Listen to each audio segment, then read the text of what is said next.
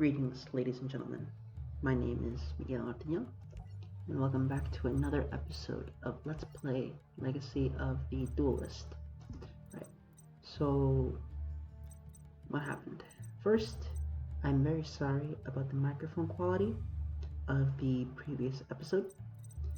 I am going to do my best to mitigate that in future parts. For this part, I will turn off background music just to see how loud this game really is, and we are going to continue. This is the deck list that we're taking into this part. Much stronger than the previous one, I know. We didn't have probably about the polymerization and stuff because it really just wasn't working. I never got to fuse with it, and it probably just had to do with patience more than anything else. However, I want to play well, and I figured I'm not going to give the AI a chance. I want to do my best at all times. For this part, we will not be playing with the music, as I said, because the music was so loud in the last part, and I'm not really sure what happened. I think that I was recording my voice at too low of a volume. This time around, it is quiet enough that I think you should be able to hear me, regardless of the sound quality of the video. See, this sounds pretty bad. We're going to try to breathe and set to pass. This is a very simple, this is just a quick test run. This is not going to be a full part video or anything. It's just a quick run to see how much I can get away with speaking in this tone of voice. Very good as a whole. Mirror Force in the early DM era is just such a strong card. You don't realize how good it is until you start playing around with it. It's really bad and competitive because it's either really predictable or no deck is really weak to it, depending on which format you're playing. And as such, I pretty much only play Mirror Force because I am playing in the single player. Otherwise, I wouldn't even touch this card. I'm really doing the Panic Duel because I really want to play this game a little bit more than I did in the previous episode. In addition, I believe I am recording my microphone at a much higher volume level, and what that means is I can speak at a slightly quieter tone of voice, and most likely you will be able to hear me. At the very least, that is the hope that I have. Anyways, right now the Panic fight is very easy because Panic's deck was never designed to be used against a player. It was designed to be used against a pre-constructed deck made by Konami. More or less the Yugi deck in this game. And that Yugi deck is actually so strong that trying to do the reverse duel of it caused Picaspri to have an aneurysm. If you're wondering why I keep bringing up Picaspri in these Let's Plays that aren't Minecraft, it's because Picaspri has a really interesting track record with me. He doesn't know me personally anyway, he doesn't know that I exist for that matter. What I'm trying to say is that his Let's Play, I really want to see his Legacy of the Duelist Let's Play come back. That's what I really want to say. Let's see here. Panic is just not playing well here. Panic is playing like trash. No, yeah, he's really not playing well at all. I wonder if it's the game or if it's me or what's going on, but he is just not doing this correctly. Up next, we have Call of the Haunted to bring out the Marauding Captain. And the reason we're doing all of this summoning, despite not actually needing all of this summoning, is because we're going to be using Rub and Go. Through Raigeki, we can get rid of his monster. And from here, we can use Raging Flame Spray. And not only will we do a lot of damage, we'll force Panic to discard 3 cards, assuming this final set is not Mirror Force. It is not. What that means is that his hand will now be left with 2 cards in the hand, so at the start of the turn he will only have 4 cards to our much larger number more threatening forces, a larger hand than he will have, which puts us at an overwhelming advantage this early on into the duel. Well, early on, it's turn 8 right now. Well, you wouldn't notice because these turns aren't as long as they should be. You know, usually Yugioh turns 5 to 10 minutes long now. And therefore, you know, I like this game because it lets us play new and old-ish Yugioh. New Yugioh in the sense that we can use cards up to 2019, 2020, which is, you know, my favorite era, not counting like Plant Synchro or Blackwing eras. And as a whole, this is just a really fun thing. What am I trying to do here? No effect. What we do here is we target his set. What is this set, by the way? I have no idea. Oh, Dark Illusion. What does this do? When a spell, trap card, or monster effect is activated that targets a dark monster on the field, negate the activation and to destroy that card. We go with Jiwada here. And I messed up.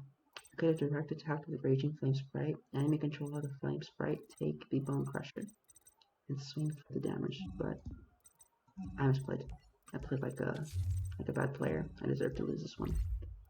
I wonder why I'm so much more. I hold myself to a much higher standard playing Yu-Gi-Oh than I do another game like Minecraft, where I'm perfectly fine with losing all the time or playing like trash.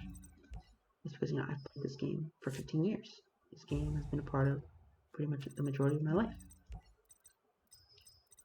And because of that, I want to demonstrate a good show that demonstrates proper tactics being used, just to, well, kind of just to have fun. This is me testing how quiet I can be, assuming I have no music, because part of me thinks that it's not actually the game, but rather I just had the music way too loud, and that's why you were unable to hear me. In addition, I am now speaking not directly into the mic, but much closer to the mic, which means that it is now possible to keep going with it. Anyways, I think I have to end my turn here because no matter what he draws, I win next turn. Unless it's Mirror Force or something. In which case, we are going to have an issue. Could this be Mirror Force? No, even Mirror Force wouldn't save me because they've called Haunted. What am I talking about? We're fine. Let's set Dust Tornado. Switch another one of these. Switch both to attack because if it's Magic Cylinder, then it's not Mirror Force you need to worry about, it's negation. Negate attack would probably put an end to my turn as well, now that I analyze it, but this should be game. Panic is now defeated. Player Killer of Darkness is now defeated. Castle, Dark Illusions, Dark Chimera, Reaper the cards, and nothing else. Okay, last duel of the part. I just want to do this to test how quiet I can really do it. I won't label this a part of the Let's Play. I'll just label this audio test, just to see what I can get away with. Otherwise, you could just call this this is a nighttime duel, so maybe they were whispering, considering they were just playing in a box. This hand is not very good. It's only moderately okay. Grizzly Mother and a set and pot, so we're at equal footing here.